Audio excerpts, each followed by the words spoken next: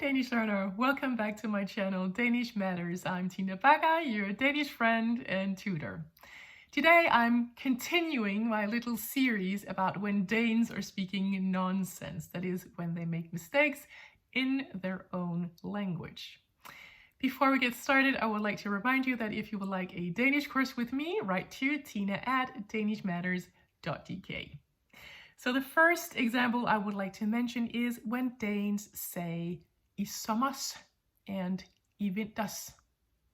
They add an S to these words, and of course there is a reason for that, and that is because we have so many other time expressions where there is an S at the end. For example, I forgårs, the day before yesterday. Yeah, we have a word for that. I morges, this morning. I aftes, last night. And for example, I mandags, last Monday. So there is a reason why we add an S, why some people do. I might fall prey to that sometimes myself. But the correct use really is I vinter and I sommer. So now you can correct the Danes.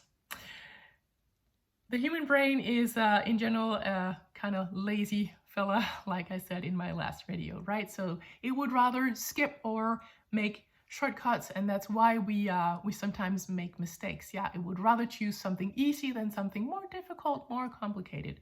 That is also why some Danes might say kuglepen and not kuglepen, a ball pen.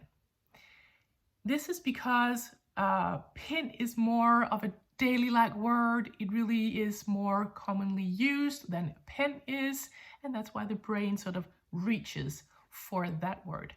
Pin means a stick, like from a tree branch. And yeah, that's why our brain picks that one. I would say, though, that it's mostly children and young people who choose to say that. But I have heard adults say that, and sometimes I make that mistake, even as a Danish teacher myself. Another thing I would like to mention is when we make mistakes when it comes to our articles, that is the ein and the it. I would like to talk about two words in that regard, and that is circus, a circus, and hamster, a hamster, like the animal. Yeah. So both circus and hamster used to be with the article ein. And there's a kind of a story to both words. So let's split them and have them one by one. So here's something about the word circus. A little secret is that it's only a few years ago that I learned that what I thought was correct isn't. And what I thought was correct used to be correct. In 1919, about 100 years ago. Yeah, isn't that amazing? I find that pretty amazing, although it wasn't all that nice to find out as a Danish teacher, but it was interesting to find out as a Danish teacher. For circus, both ein and it were later on accepted, although ein was most commonly used, and yet later again this all changed so that it was more commonly used. Today ein is only sort of informal, and it is considered the right article. Within the field of circus, though, within the field of circus, ein might still be used. Yeah, but it really is it that is the correct article. I know that a lot of Danes think it should be ein. I mean, if you ask them, actually try it out. Ask Danes, what's the article for circus? And most of them would go, yeah, you know, most people would say it, but it actually is ein that is the most correct. As I said, I used to think so myself, but it's not. It is the correct one. But go ask them, it will be fun, yeah? Then you can teach them something again. I find it interesting that something that has been correct is still sort of floating around within the language field, within their language knowledge of a population, that they think that this is still correct, even though it was correct 100 years ago. Yeah, I find it very, very interesting. Then there's the word hamster. Hamster only has one possibility, and that is en hamster. The reason for Danes choosing it is, it's mostly used among children and young people. I don't think that, that many older people use it.